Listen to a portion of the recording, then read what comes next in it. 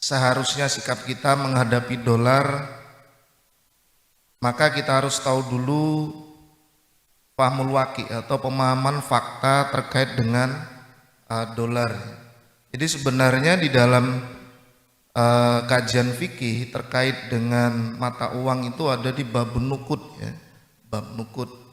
Jadi kalau di kitab terkait dengan al-muamalah al-iqtisadiyah al-mu'asirah itu mesti ada bab terkait dengan mata uang, tetapi biasanya yang paling detail itu saya hanya menemukan satu kitab, yaitu An-Nizam Al-Iqtisad fil Islam karya Al-Alim Al-Alamah Syekh Taqiyuddin An-Nabhani rahimahullahu ta'ala.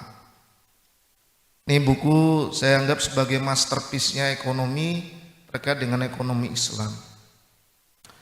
Jadi yang kita pahami dari dolar sebagai mata uang adalah harus berangkat dari sejarah politik yang sebagaimana diterangkan oleh pembicara yang pertama, bahwa kemunculan dolar itu tidak lain adalah hawa nafsunya Amerika sebagai state baru yang kala itu perangnya dia nggak terlibat secara aktif.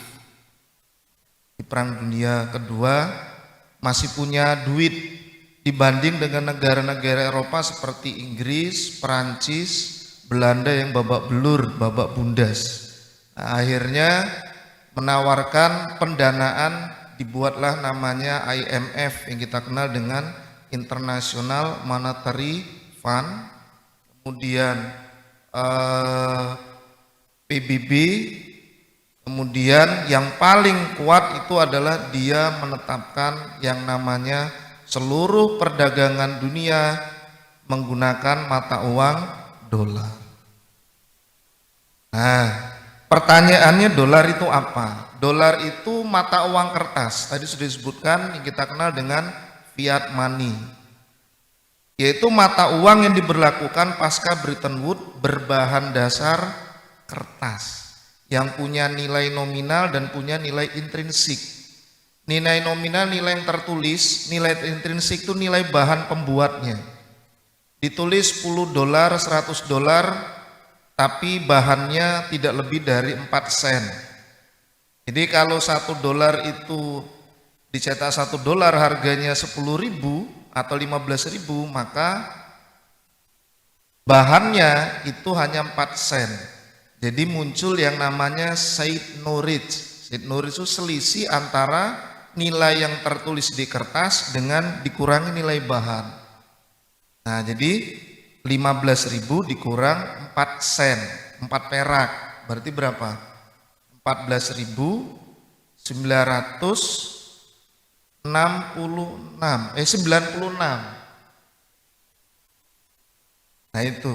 Jadi dan itu ditetapkan sebagai mata uang karena benar tadi pembicara pertama, karena adanya undang-undang. Jadi sah itu karena undang-undang tapi lokal. Awalnya. Nah, karena nafsunya dia ingin memberlakukan itu menjadi internasional. Maka semua transaksi perdagangan antar dunia itu harus menggunakan dolar. Nah, muncul di situ berarti apa? Ya. Apa yang disebut dengan uang kertas? Nah, berarti kan tadi dolar seperti itu, uang kertas apa? Ya tadi mata uang yang berbahan kertas yang diterbitkan oleh sebuah negara, ditetapkan melalui undang-undang, dan kuantitas penerbitannya tidak didasarkan pada hitung-hitungan matematika atau rumus, tetapi karena kebijakan politik. Mau nyetak berapapun terserah. Ya kan berlaku di Indonesia. Maka waktu saat pandemi kemarin, pemerintah kita mencetak 300 triliun. Pertanyaan apa dasarnya? Ya untuk bansos, itu aja. Tak, udah. Nah, padahal ketika uang itu dicetak 300 triliun, maka akan ada 300 triliun jumlah uang yang beredar. Apa yang dimaksud dengan jumlah uang beredar? Jumlah uang yang ada di saku dan siap dibelanjakan. Berarti kalau mencetak 300 triliun berarti harus ada barang senilai 300 triliun. Kalau nggak ada, Besar berarti ada besarnya permintaan tapi nggak ada barang. Efeknya apa? Inflasi. Masalah pertama. Kalau inflasi itu yang rugi siapa? Orang yang pegang duit, bukan pegang barang. Mengapa? Karena duitnya akan digerogoti nilainya. Contoh, sekarang $1, satu pasang sandal harganya 5.000. 1 minggu lagi satu pasang sandal harganya 8.000. Kalau saya bawa 2 hari ini saya dapat 2 pasang. Kalau besok 1 minggu lagi dapat 1 pasang. Susuknya sisanya berapa? 2.000. Pertanyaan saya, nilai 10.000-nya berkurang nggak? Berkurang. Harusnya dapat 2 pasang menjadi 1 pasang. Makanya akhirnya siapa yang terdampak? Yaitu orang-orang yang pegang duit. Tapi orang-orang yang pegang barang mungkin masih aman untuk sekarang. Tapi tahap selanjutnya kulaan lagi, mumet dia karena sudah pegang duit. Makanya kulaan pada siklus kedua dalam bisnis biasanya kesulitan. Tapi siklus pertama dia bisa untung besar. Nah itu, ini mata uang ya. Nah, kemudian apa problem dari uang kertas ini? Jadi uang kertas ini kan, uang kan bisa kita cetak. Emang problemnya apa? Pertama, mata uang kertas atau fiat money itu memiliki volatilitas yang tinggi. Apa itu volatilitas? Naiknya harga dari mata uang itu tiba-tiba tiba-tiba jadi kayak detak jantung itu. Tergantung degupannya itu tinggi apa enggak. Nah, ada sebuah penelitian dari Bordeaux and Jonung tahun 2001 dari tahun 1882 sampai 2005. Volatilitas mata uang itu pernah mengalami mengalami turun rendah itu di bawah 10 itu pada 10% ya, itu pada tahun 1901 sampai 1910. 1924 naik. Anda tahu apa yang terjadi 1924-25? Perang Dunia Pertama. Kemudian tahun 1945 naik lagi. Perang apa itu? Dunia Kedua. Sampai 600% nilainya. Nah, mengapa demikian? Karena mata uang kertas yang tadi benar tidak di backup oleh emas, sehingga dia nilainya itu mengambang tanpa pasak, mengakibatkan apa? Liar. Maka nilai dari mata uang fiat money itu kita sebut dengan floating, tulisannya floating rate, mengambang bebas. Istilah orang ekonomi free floating rate, mengambang bebas. Mengapa? Karena dia mudah terangsang oleh apa? Kejadian politik. Contoh tahun 1997 Pak Harto turun, presiden kedua. Demo yang banyak, bakar-bakaran, waktu itu saya masih mondok di Solo ya. Depan kampus UMS itu, ya saya bilang di Asalam Solo itu lagi ribut dengan Brimob. Bakar-bakar di mana ya? Matahari itu dibakar semua. Ya. Kemudian apa yang terjadi? Para pengusaha Tionghoa lari keluar negeri, ke Singapura atau ke negara nenek moyangnya, Tiongkok. Pertanyaan saya, bawa rupiah atau bawa dolar mereka ke sana? Bawa dolar. Karena rupiah nggak berlaku di sana, berlakunya di Indonesia. Maka muncul pertanyaan, lah kalau ini gua bawa rupiah, saya tukar dengan dolar, standarnya apa? Mungkin kalau dialog misalnya datang ke money changer, $1 saya tukar 1 rupiah saya tukar $1. Kalau saya bawa 10.000 rupiah berarti 10.000 dolar. Apa jawaban orang Marika? Enak sekali kamu, kami negara besar masuk nilainya sama dengan mata uang Anda. Terus maunya gimana? Maunya 1 dolar 100.000 rupiah. Akhirnya orang Indonesia juga protes kan, wah ini entah kurang ajar ini ya. Anda terlalu merendahkan. Oke dah, daripada kita ribut, gimana? Ya sudah, kita serahkan saja pada harga pasar. Yaitu harga di mana nilai nilai mata uang kita, rupiah, ditukar dengan dolar, itu tergantung dari tinggi dan rendahnya permintaan akan mata uang itu di pasar. Pasar apa? Pasar Jadi uang ini akhirnya menjadi apa? Komoditas, layaknya orang jualan beras, jualan gula, jualan terigu, garam, ya. Yang bisa naik, itu bisa turun tergantung permintaan akan mata uang tersebut. Akhirnya apa yang terjadi? Sampai kiamat, ya, dolar nggak akan pernah bisa disalib sama rupiah. Karena apa? Tadi di awal pembicara menyebutkan dolar sudah ditetapkan sebagai mata uang perdagangan antar negara, maka semakin tinggi perdagangan antar negara, kuantitasnya permintaan dolar naik atau turun? Naik. Maka dolar tidak akan pernah turun. Dia tinggal ngibas, ayo semangat dagang, ayo semangat dagang. Beres kan? Rupiah, yang butuh rupiah itu siapa? Ini penjajahan pertama. Sudah kalah disalib dulu, udah dipasang patok. Jangan main-main. Makanya ketika Euro mau mencoba menyaingi, tadi benar pembicara pertama, politik Amerikanya main. Di lobi itu negara-negara yang ada itu jangan hubungan dengan itu ya, Eropa. Kemudian Amerika masuk setiap perdagangan antar negara, ada ACTA, Amerika cawe-cawe. ASEAN free trade, ASEAN Cina free trade area, mulai ikut-ikut, Cinanya nggak mau, tapi dia memusuhkan dengan orang-orang cerdik pandai lulusan Amerika. Ya caranya gitu. Pokoknya gimana dolar itu jangan sampai tergeser. Nah, ini udah kemenangan pertama. Yang kedua, mata uang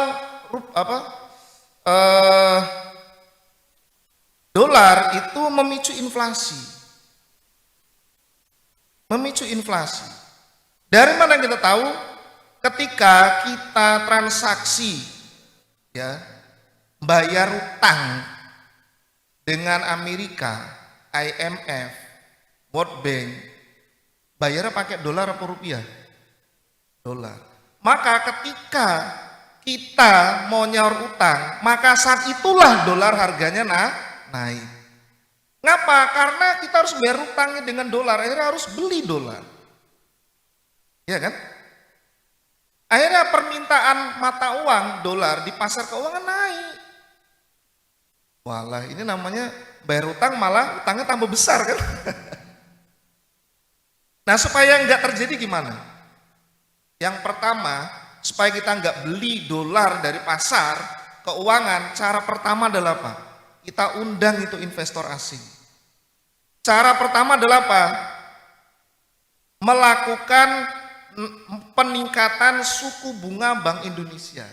Di rate-nya kita naikkan tuh 12%. Di luar negeri, Jepang contohnya, Amerika contohnya, namanya bunga kredit tidak lebih dari 2%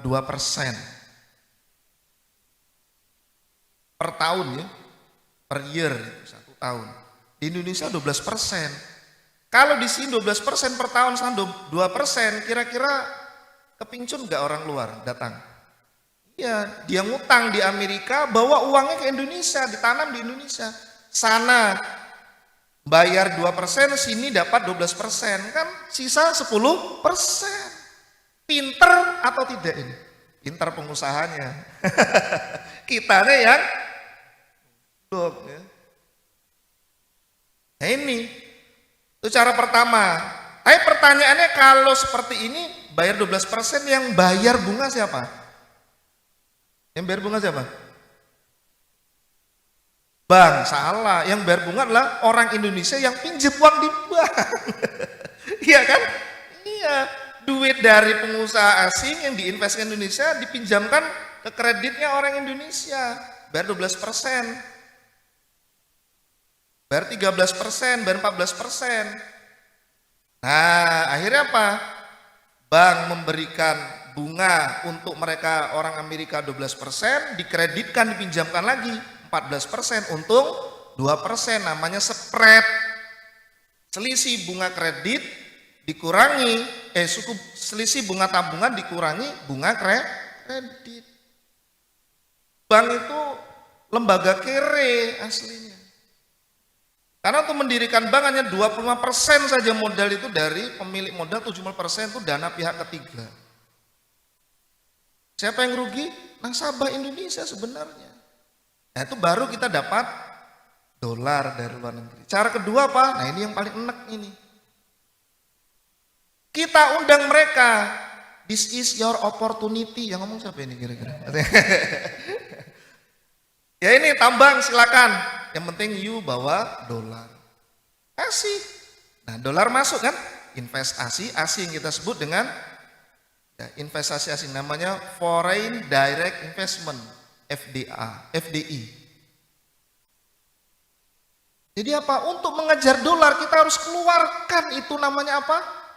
Sumber daya alam. Hanya untuk dapat kertas sablonan, tulisannya dolar, kita keluarkan itu emas beneran. Kita keluarkan itu minyak beneran. Kita jual tanah yang di dalamnya kandungannya warna-warni demi kertas sablon yang harganya tidak lebih dari 4 sen. Pintar atau lah ini ngapa? Karena kita menggunakan mata uang rupiah, di sana dolar, sudah kalah stat. You pakai rupiah silakan, tapi berlaku untuk Indonesia. Pokok luar negeri pakainya kurs, kita tukar dulu. Kursnya sudah dipatok, semua mata uang perdagangan harus pakai dolar, sudah menang mereka. Nah kalau model gini lah saya sebut dengan penjajahan ekonomi. Si Malakama membayar utang, resikonya dolar malah naik. Ya kan? Kalau pengen gak naik dolarnya berarti kita jual itu sumber daya alam atau naikkan suku bunga Bank Indonesia. Ini kalau mau saya ceritakan masih banyak lagi nih sebenarnya. Kalau dianalisa di ekonominya. Tapi adalah fakta yang menunjukkan bahwa apa? Kalau kita menggunakan mata uang fiat money termasuk dolar atau rupiah, kita akan mengalami kita sebut dengan krisis moneter yang berseri 10 tahun, 15 tahun sekali itu masih ada. Mengapa? Karena ada dampak yang ketiga, yaitu apa? Karena sudahlah mata uangnya pakai fiat. Yang kedua, bunga bank diberikan kebebasan untuk berkembang dan setiap bank diberikan kesempatan untuk melipat gandakan uang. Dengan cara apa? Dikreditkan. Saya contohkan ini. Ada rumus namanya money crescent. Tambah sedikit ya Pak. Money crescent. Itu diambil dari giro wajib minimum. Jadi setiap bank itu ketika mau memberikan kredit itu harus memperhatikan yang kita sebut dengan likuiditas. Misal ada dana 10 triliun masuk deposito. Pertanyaannya berapa uang yang dikreditkan oleh bank kepada nasabah? Ini kan 10 triliun kan harus ada bunga tabungan ya kan? Bisa dipahami ya? Nah, bunga tabungannya. Maka bank harus bayar dengan apa? Bunga kredit. Dia harus lempar itu 12%. Kalau ini bunganya 10%. Nah, tambah dikit ya. Nah, akhirnya apa? Akhirnya uang tadi diputar. 90%, 10%-nya likuiditasnya. 90% dipinjamkan kepada A. Pertanyaannya, uang yang diberikan apa enggak kepada A? Enggak. Nasabah itu enggak diberikan uang, diberikan buku tabungan dan ATM. Uangnya di mana? Masih di bank. Alasannya jangan bawa uang banyak-banyak, ada tuyul, ndas ireng. Transaksi lebih praktis pakai ATM. Orang kaya itu bukan pakai duit, tapi pakai plastik. ATM sih. Udah. Karena nggak keluar apa yang dilakukan? Dipinjamkan lagi ke orang kedua. Berapa? 90% dari 900 miliar. 820 miliar. Keluar loh ini enggak. Karena enggak keluar dipinjamkan lagi, akhirnya apa? Akan muncul kredit yang besarnya 10 kali, rumusnya ya, total deposito dikali 1/0, nilai GWM. Akhirnya total deposito dikali 10. Kalau total deposito 10 triliun, maka kemampuan pelipat gandaan uang melalui bank itu 100 triliun. Kalau ditagih semua, uangnya ada enggak? Nasabah nagih yang tadi 900 triliun ya, 900 miliar nagih, uangnya enggak ada. 820 miliar minta duitnya ada enggak ada. Akhirnya apa? Minta Bank Indonesia tolong cetak, namanya bailout. Bantu. Akhirnya apa? Akan tercipta duit lagi tuh. Jumlahnya berapa? 100 triliun. Berada dari masyarakat. Maka harus ada barang sebanyak 100 triliun. Kalau enggak ada inflasi. Nah ini. Jadi ini problemnya. Jadi saya enggak, panjangnya udah ada peringatan, tapi setidaknya itulah problem kita dapatkan dari fiat money dan dolar. Maka kalau ingin keluar dari sini, pertama tidak lain solusi dari Islam, ganti itu mata uang. Jangan pakai uang kertas yang sama dengan dolar. Harus ada backupnya minimal dengan emas kalau tetap berlaku mata uang kertas itu. Dan ini bisa disadarkan kalau kita umat itu sadar. Maka kajian di pesantren bab nukut itu memang harus digiatkan. Ekonomi Islam terutama untuk mengenalkan konsep Islam di dalam masyarakat. Mungkin ini yang bisa sampaikan. Akhirul kalam, wabillahi taufiq wal hidayah. Assalamualaikum warahmatullahi wabarakatuh.